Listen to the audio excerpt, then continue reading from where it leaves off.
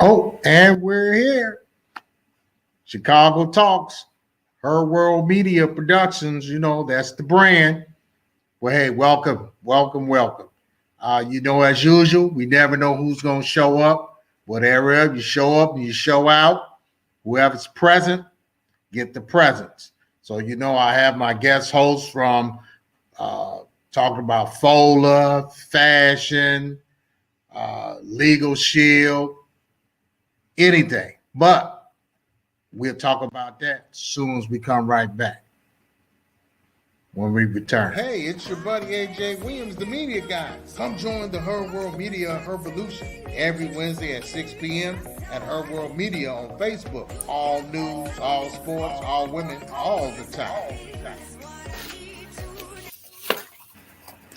And got Miss Revolution is saying she's been away. She must have been putting it together.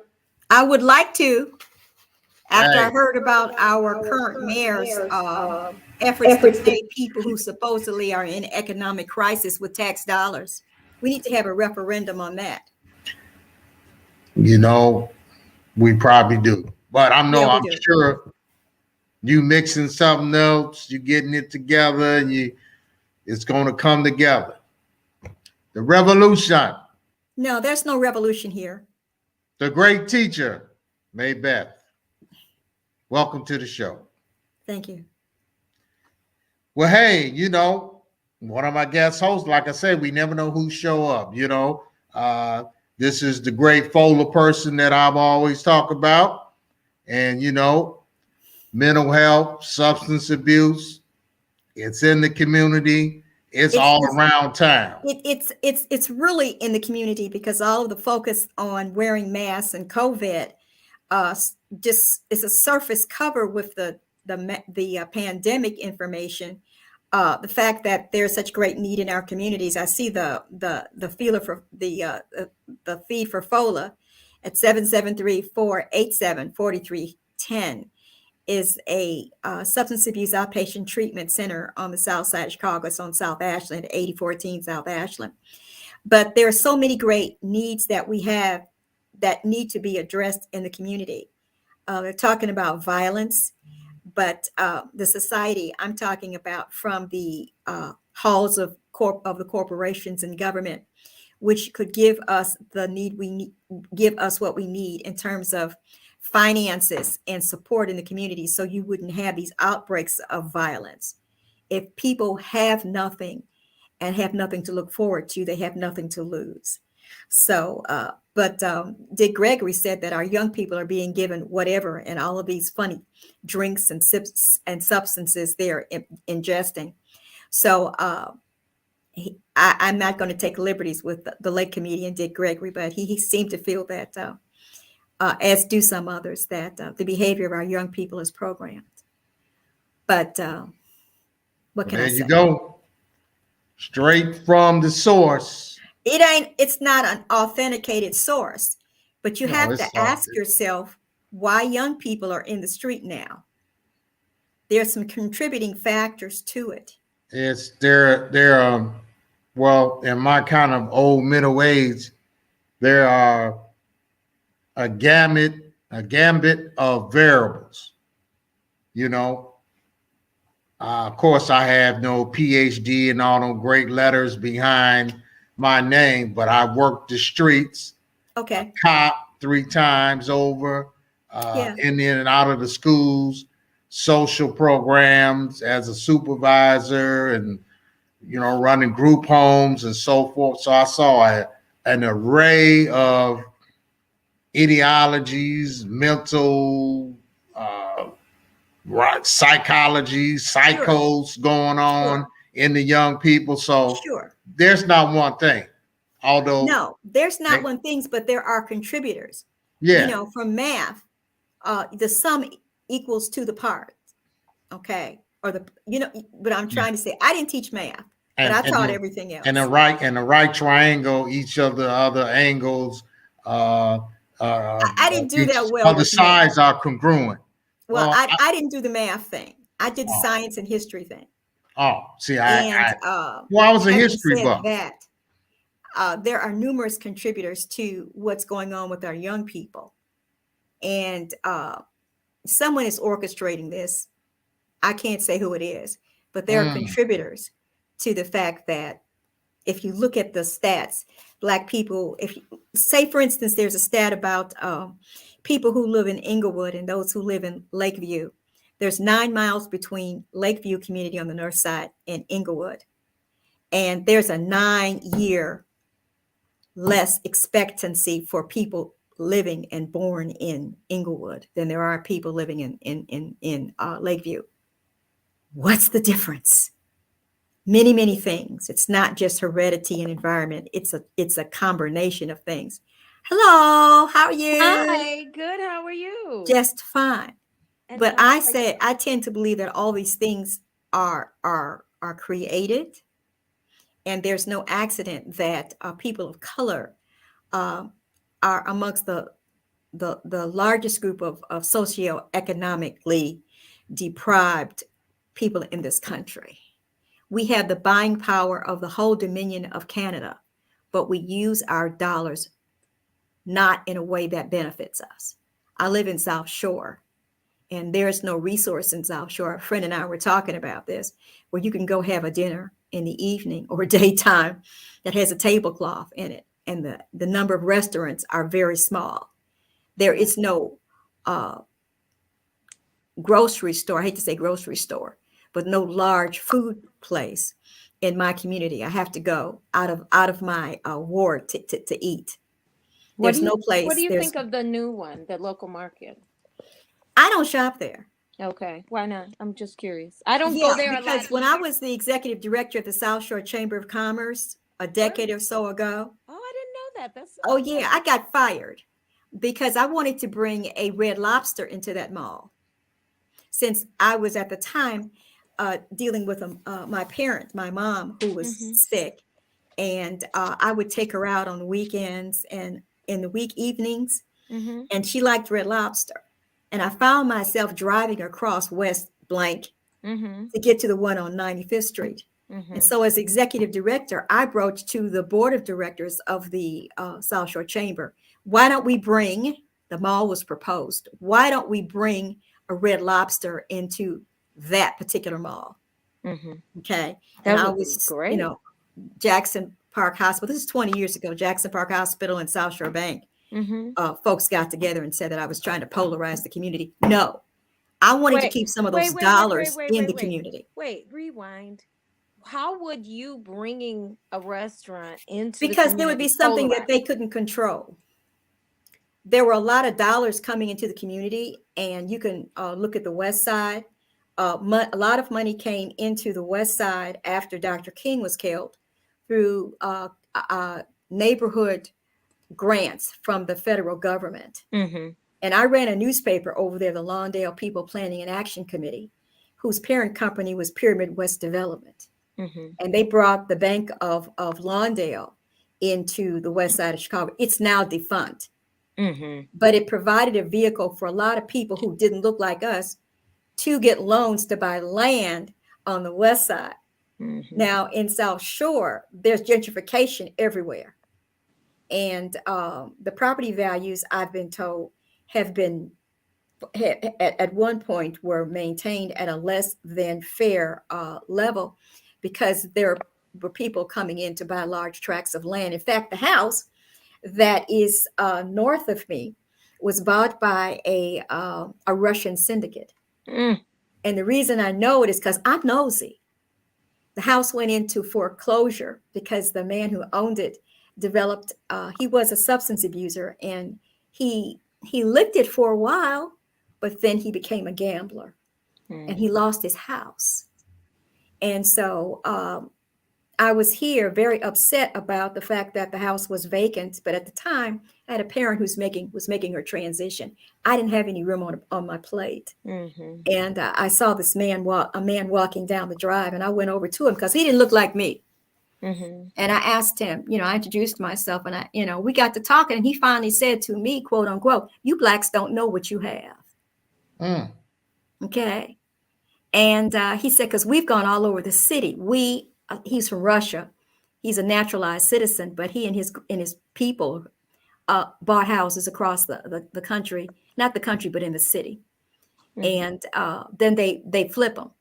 The house was in foreclosure for $75,000, and they sold it 2 years ago for $195,000. I think I know what house you're talking about, but I'm Yeah. so sad to hear that about Red Lobster, because I remember back in the day when I was fresh out of college I know. and doing, because we did that mural that you remember, the old Walgreens.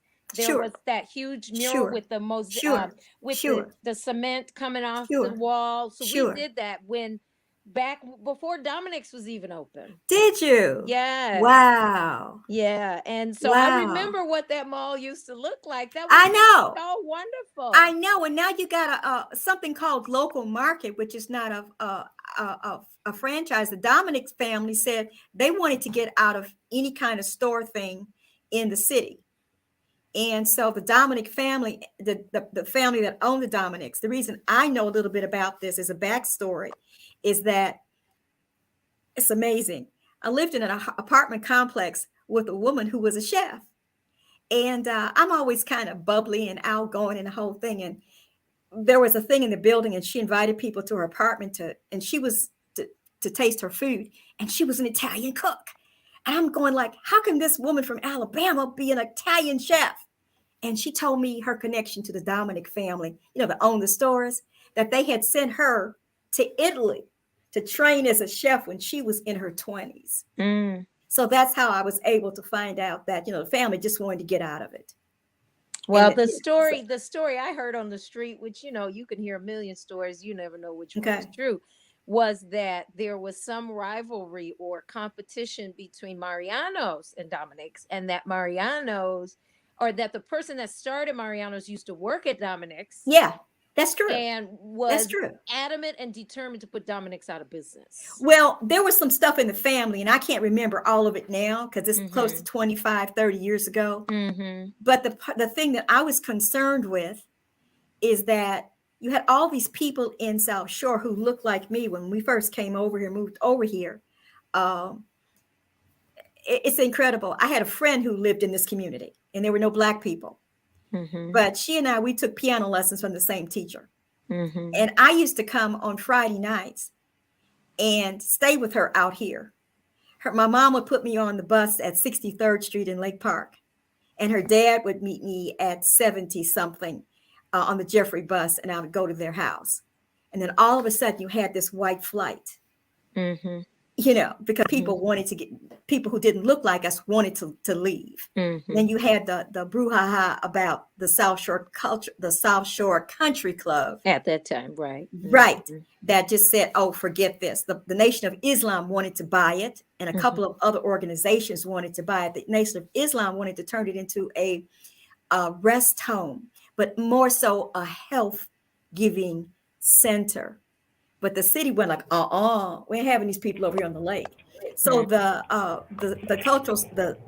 South Shore Country Club was going to go up, whatever. And a man named Henry English, who has made his transition, who was with Black United Fund, yes. He got folks to lobby and so forth to make it a cultural center. And to make it more than what the city had planned to have it be. And that was to have a bunch of barbecue pits and bling, bling, bling. But he had an enlarged vision of what this community could be. But I see, because I've lived here over 50 years, that there is no investment in our dollars. I'm even so offended the fact, oops. Good evening, Dr. Adablu. Hi. Good evening, Anna Blue. Hi, Tony. Hey. I'm sorry. Oh, hello. Hello, everyone. Hey. Okay. But Hi. The efforts in the different wards are different in terms of what the alderman wants it to be, and people need to be very vocal about what should be happening in our communities. Because I can live anywhere in this country. I choose to live in Chicago, even with the weather. Can I I choose to live in a community area where people look like me. Not that I'm saying it has to be exclusive, right? But I want people who have like hearts and like goals and aspirations to be in my community. For sure. And to add to that, I want to see people in South Shore having ownership of ideas, intentions, and homes. And so I know Mr. Williams is going to ask, where did you just come back from? I just came back from Denver, Colorado. Yeah, okay. You know what's out there. You gonna ask? What's out there. I was stationed in Colorado Springs. Okay. Yeah, I was trying to get down there to go see the what do they call it? The Garden of the Gods. And Pikes Peak, all that. All I didn't get to see any of that. I was there for a kickoff of a 6-month fellowship to develop social justice and social entrepreneurship ideas and projects. And so mine is to develop ownership for creatives in South Shore. But Maybeth didn't hear that, so I hold that for the moment. The elevation is so high up there. I think, I might get bombarded. I think they forget. I think they forget who they are out there, man. They look like they black, but I could swear they were somebody else. So it's all right. Well, I'm told by a friend who lives out there that it's only in Denver itself. There's about 6-8% black in the whole population, and in the state it's about 4%. So but maybe I was just sharing that I just came back from Denver, Colorado, from a convening kickoff for a 6-month fellowship I was awarded to develop a project that I've already been working on. I've shared a little bit about it before, but it is to focus on development in South Shore, Greater South Shore, as they're calling it now. And so I would love to, I'm almost certain I have your email. I do. Yeah. I'd love to add you to the mailing list, because what we're looking to develop is a worker cooperative for creatives to provide consulting, artist-led community engagement, placemaking. But our big, huge vision is also related to development of a 30-unit mixed-use real estate cooperative for creatives to own on a commercial corridor in South Shore. So it'd be 6 commercial units on the ground level and 24 live-work residential. That sounds wonderful. I got a Zoom meeting that I have to get into when someone's coming. But please give me, keep me on that, because I will.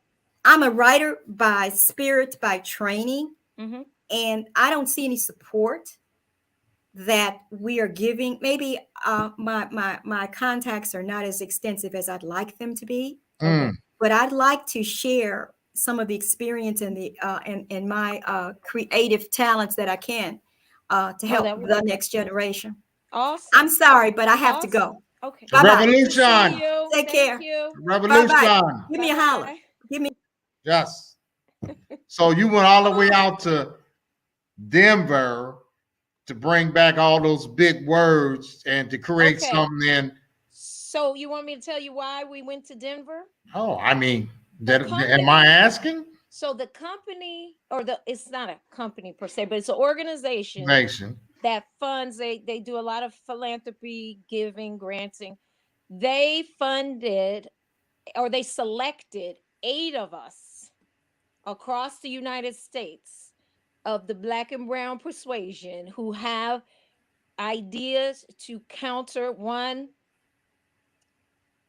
racist disinvestment in our communities, to develop projects to benefit our local communities on a transformational level. And since they have people from all over the country and they're based in Denver, they brought us all to Denver to meet each other, to learn what we need to know about this fellowship so we can go out into our respective communities and make it happen with a lot of energy. And so they paid for us to go there, they paid for us to eat there, and they sent us back, and they're like, go do it, go make it happen. Like Denver inner cities are like our inner cities. I've been to No, Denver. there's not. They didn't show us the city. We just we did a lot of like workshopping and learning together and developing relationships. Probably out in the wilderness somewhere, right? No, they put us up in a hotel. What? Sure you weren't out there with riding cows and horses? I wanted to go camp. I wanted to go hiking. I didn't have time. No. I love that kind of stuff. That's just kind of funny. Denver, which I was out there from the winter of 85. No, the winter of 84 to I ETS out the Army of the summer of 86. And I rolled around. I didn't see no hoods like Chicago, New York, or Baltimore. Well, let me tell you, if you are ever in the Denver airport, anybody who's in my earshot, when you go to the Denver airport, where you go through security, not TSA, the non-TSA security, to go up to your places in concourse. Where was I in? No, you go to your concourse after you go through that. So you go in, you go through security. As you're walking through the maze, because it's a busy airport. Yes, it is. You're walking through the maze to get up to security. You're going to see this huge, long, beautiful painted mural of Black cowboys and Blacks in the West, painted by a good friend of mine from college, Marcus Akinlana. It's gorgeous. That's new. No, it's been there a little while, but take a look if you're ever there, or go online and look at it. I flew in there in December of 1984. I didn't see it wasn't there then. No, it wasn't there then. I remember going through that airport. No, it wasn't. Army stuff on and all that coming from Korea. Yeah, so, no, we were still in school. We were in college then. Oh yeah, I forget y'all some little young bucks. So but, I was already soldiering.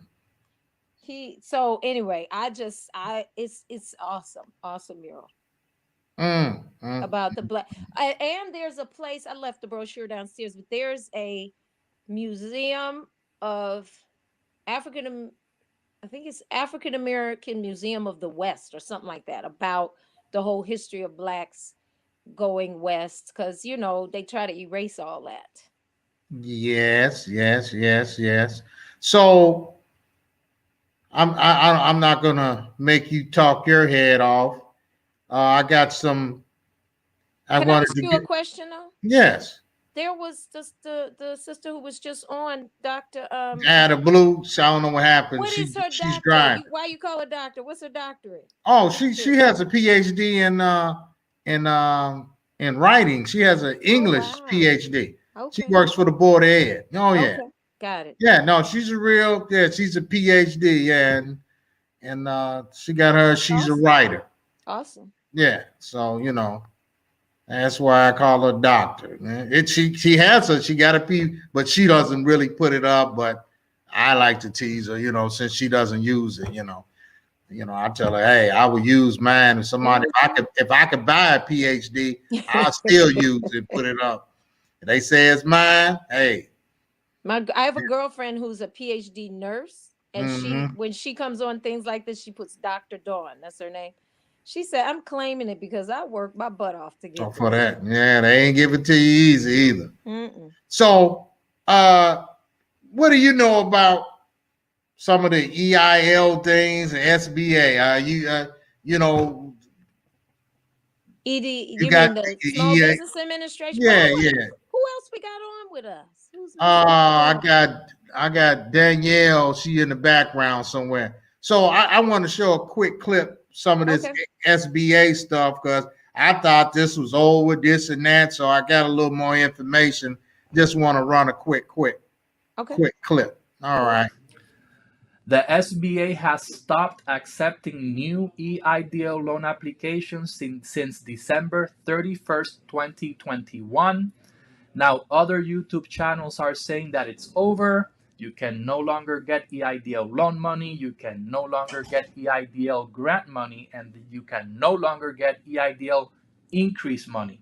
We're going to show you that this is not true. If your business still needs financial help, these grants may help you get more financial help for your business. Okay, so yes, you can still get EIDL loan funds, and let me show you how.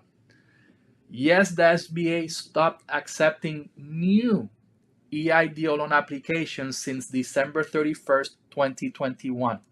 But the SBA will continue processing loan applications and reconsiderations in 2022 until the funds run out. So basically, if you already have an EIDL loan application number, that means that you did apply for the EIDL loan before December 31st, the SBA is going to continue processing your loan application this year.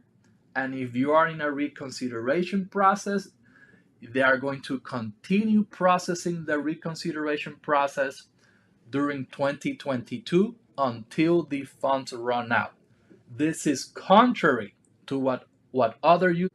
Okay, so the trick is that you have an EIDL loan application number before December 31st, 2021. Okay, if you have that, the SBA is still working on your application, so don't give up. Okay, now you can also still get EIDL advance or grant money. Okay, now the same thing as the loan. If you already have an EIDL loan application number, all right, then your advance or grant application is still processing. But right now you cannot just submit a new application to get the grant because that was closed on December 31st, 2021. Now the SBA will continue processing the $10,000 targeted advance or the grant applications in 2022 until the funds run out. Okay, now the SBA did say that they will not continue processing the additional $5,000 supplemental targeted advance in 2022. So if you haven't received the $5,000 supplemental targeted grant from the SBA, that you will not get. They have stopped processing those applications, but you can still get the $10,000 targeted advance grant because they are still processing those applications in 2022 until the funds run out. Okay? So, man, That's good stuff. yeah, I That's good. So, I don't know. I guess you got people that probably get it. And well, did you ever put in for any of it?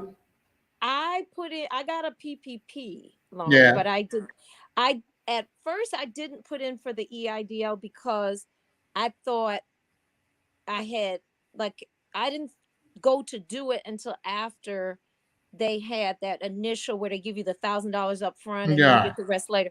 I didn't apply then, and by the time I was going to apply, there were some discrepancies around like getting that up front and you weren't getting it anymore. And then I got a little confused and then I just said, forget about it.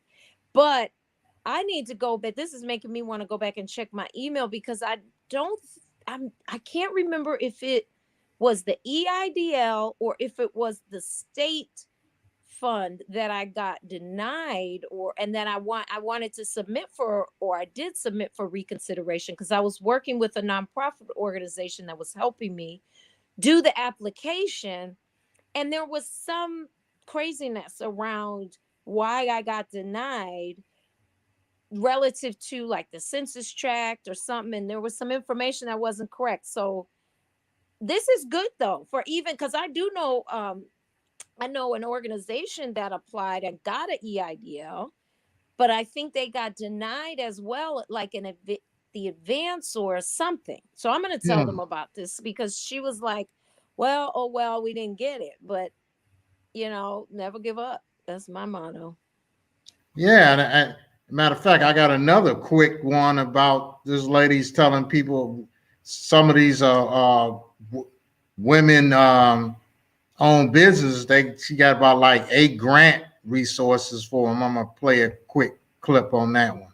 Can you also put that clip for people in that link? in the Yeah, phone actually, they'll see it all in my when you play it now? Oh, when in your I'm when you yeah, and they'll okay. see it in my thing. Yeah. Okay. But just to give you a head start in 2022, if you're looking for or seeking a grant to help you start market growing profit. So today, let's go ahead and get started. The first one I want to share with you is something that a lot of us business people carry in our wallets on a regular basis, and that is the Visa credit card. Visa Everywhere initiative supports the global community in starting a business. So a second grant for corporate grant for small businesses is NASE, which stands for the National Association for the Self-Employed. So business development. Number 3, the next grant that you may want to be aware of that's available on a corporate side for small businesses is the FedEx Big Grant Contest. Now, FedEx, as you know, delivers our packages on a regular. Number 4, for your small business, for your corporate grants, women-owned businesses, listen up. Keila Brown Urban Excellence Community Grant. Now, this is number 5. The next grant is the Pantagonia Corporate Grant. So this corporate grant funds organizations that focus on the environment. And so if you're visiting a nearby city. Number 6, this is something that I personally have dived into and looked into because I believe in what they do for small business owners. Again, NAV, N-A-V. So I have not done a video yet. I actually did a little small excerpt on building business credit. That's something that I'm going to put into my number 7. People miss what's in their backyard. And when I'm helping people with small business consulting, I always put a roadmap together for them, and we do Chamber of Commerce in your area. And the last one that I want to give you today is number 8, which is a corporate grant that can help with your small business, woman-owned business for 2022, is Sephora Accelerate program. So I am connected with a lot of YouTube beauty. Yeah. Good So, stuff again. That's well, I'm great. just going through, next week I think I'll play the tax tip, although I know some I I can't haven't hear done you. my taxes. Am I out? Can you hear me now? Can you hear me? Can you hear me? I can hear you. You went out? Maybe it's me. She said she can It's hear you. you? Yeah. Can you hear me now, Keila? You got your stuff muted, Keila. Kiela? Hello, hello, hello. Can you hear me now, Kiela? Hello, hello. Hello, hello, hello, hello. Oh, I hear you now. Can you hear me now? Danielle, can you hear him too? Danielle? Are you there? Yeah, I can hear you. Oh, okay. Yeah, so that's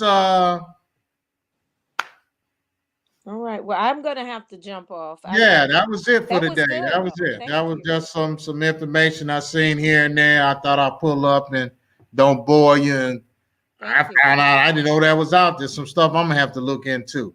That's great. So hey, I want to thank you all for coming in, and I'll see you guys next Wednesday, and you could probably tell us some more about your Denver/Chicago collaboration.